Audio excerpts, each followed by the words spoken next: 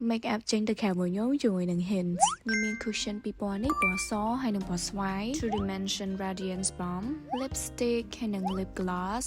lip balm ហើយនិង eyeshadow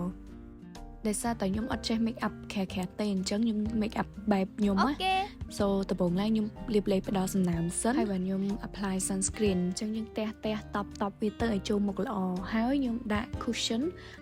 មានពីរពណ៌តែខ្ញុំប្រើពណ៌សដោយសារវា glow វាអ្នកនរគ្នាហើយពណ៌ស្វាយហ្នឹងគឺវា matte អញ្ចឹងខ្ញុំលាបទៅអ្នកនរគ្នាសាច់វាស្ដើងមែនតើហើយចូលមុខបានល្អហើយបិទបាំងស្នាមបានល្អទៀតហើយខ្ញុំ add True Dimension Radiance Balm នេះដូច highlighter អញ្ចឹងតែវា special ហ្មងវាជាលក្ខណៈ balm អញ្ចឹងវា safe មែនតើនៅពេលដែល apply លើមុខយើង and you can see the glow right ខ្ញុំលាប eyeshadow តិចដែរដោយសារយកស្មៅទេព្រោះអត់សូវចេះគូកតុយភ្នែកហើយ packaging គេ cute ស្រួលយកតាមខ្លួនមែនតើហើយកុំភ្លេចសិតអញ្ចើមសិនបន្ទាប់មកយើងគូអញ្ចើមតិចទៅព្រោះអីអញ្ចើមខ្ញុំវាក្រាស់ហើយប៉ុន្តែវាអត់ខ្មៅទេណាគ្នាហើយនេះដែរជាប្រភេទ lip balm